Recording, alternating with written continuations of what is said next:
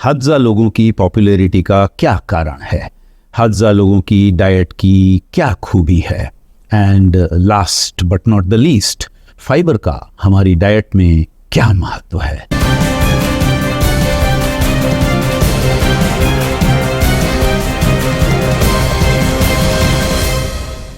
Hello and welcome to nourishing काका।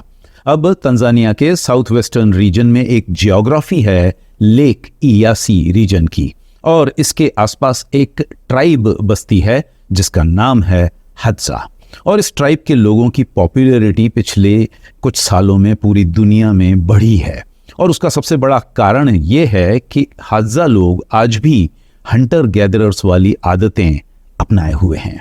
दूसरे शब्दों में वे अपनी लाइफस्टाइल को ठीक उसी पैटर्न पर चला रहे हैं जिस पैटर्न पर आज से लगभग 15-20 हज़ार साल पहले हंटर गैदरर सोसाइटी के लोग चलाया करते थे। आज भी हज़ा ट्राइब के पुरुष एक ग्रुप बनाकर सुबह सवेरे शिकार पर निकल पड़ते हैं, और उसके दौरान वे या तो किसी जानवर का शिकार करने की कोशिश करते हैं, या कुछ मछलियां वगैरह पकड़ने की कोशिश करते हैं, या कहीं से शहद के छत्ते प्राप्त करने की कोशिश करते हैं। इनके दूसरी तरफ इनकी महिलाएं अपने बच्चों का ख्याल करती हैं, उनका पालन पोषण करती हैं, और उसके बाद जब उन्हें उससे फुर्सत मिलती है तो वे अपने घर के आसपास के एरिया में गैदरिंग का काम करती हैं। इसका मतलब है कि वे अपने रहने के आसपास के एरिया में फल, फूल, फ्रूट्स, नट्स, बेरीज और वाइल्ड प्लांट्स को इकट्ठा करती हैं, या जिसे कहा जाए गैदर करती हैं। इसके अलावा वे थोड़ी सी खुदाई करके जमीन से कुछ रूट्स और ट्यूबर्स प्राप्त करने का काम भी करती हैं।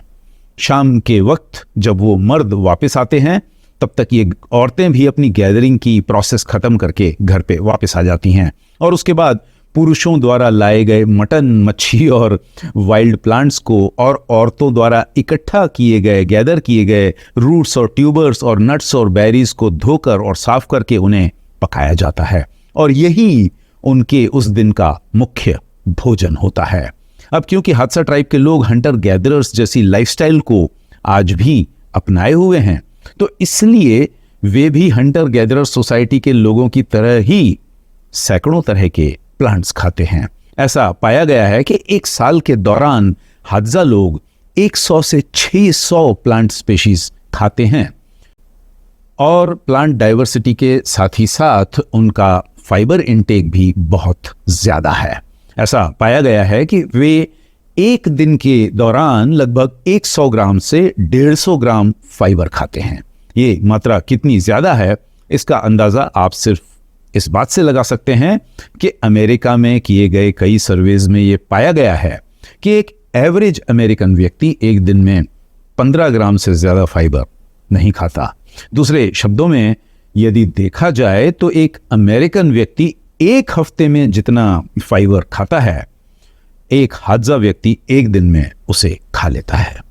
लगभग इसी तरह की कंपैरिजन्स ब्रिटिश लोगों और हज़ा लोगों के बीच में भी पाई गई है।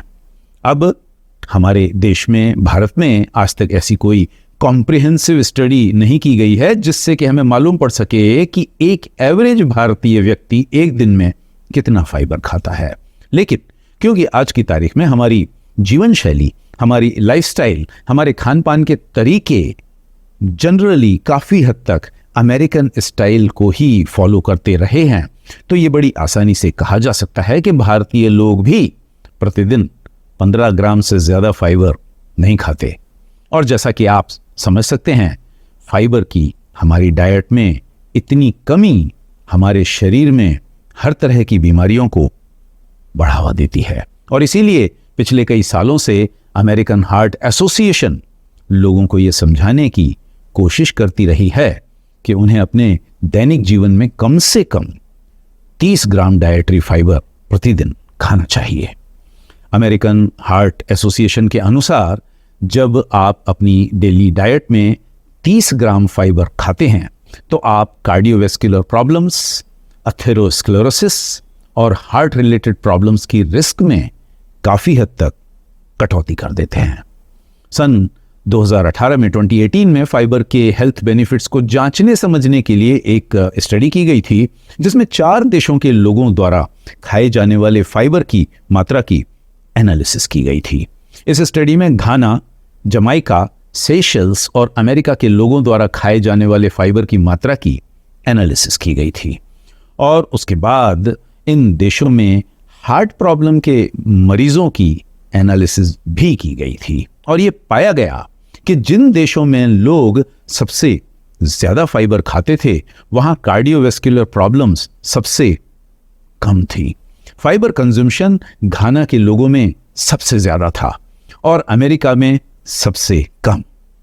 और चौंकाने वाली बात यह थी कि जहां घाना के लोगों को कार्डियोवैस्कुलर प्रॉब्लम सबसे कम थी, वहीं अमेरिकन लोगों को सबसे ज्यादा। तो मतलब एकदम साफ है, डाइटरी फाइबर जितना ज्यादा, कार्डियोवैस्कुलर प्रॉब्लम्स उतनी ही कम। और इन्हीं सब कारणों की वजह से मैं कोशिश करता हूं कि मेरी डेली डाइट में फाइबर बड़ी मात्रा में मौजूद हो। अब ये कहना तो खैर गलत होगा कि मैं हज़ार लोगों के बराबर फाइबर खाता हूं, बिल्कुल नहीं। लेकिन मैं कोशिश करता हूं कि मैं एक अमेरिकन हार्ट एसोसिएशन की जो 30 ग्राम की रिकमेंडेशन है, उससे ज्यादा फाइबर डेली बेसिस पर कंज्यूम करूं। और इसी कोशिश के चलते मेरे ब्लड ग्लूकोज लेवल्स, मेरे ब्लड शुगर मार्कर्स, मेरे एचडीएल कोलेस्ट्रॉल, मेरे एलडीएल कोलेस्ट्रॉल, मेरा वजन एक स्टेबल जोन में रहता है, एक सेफ जोन में रहता है। और जैसा कि मैं अक्सर कई वीडियोस में कहता हूं कि यदि मुझ जैसा साधारण व्यक्ति इस तरह की सफलता पा सकता है, तो ऐसी कोई वजह नहीं है कि आप ऐसा क्यों नहीं कर सकता। जरूरत है तो फाइबर के महत्व को समझने की, जरूरत है तो उसे अपनी डाइट का रेगुलर बेसिस पर हिस्सा बनाने की।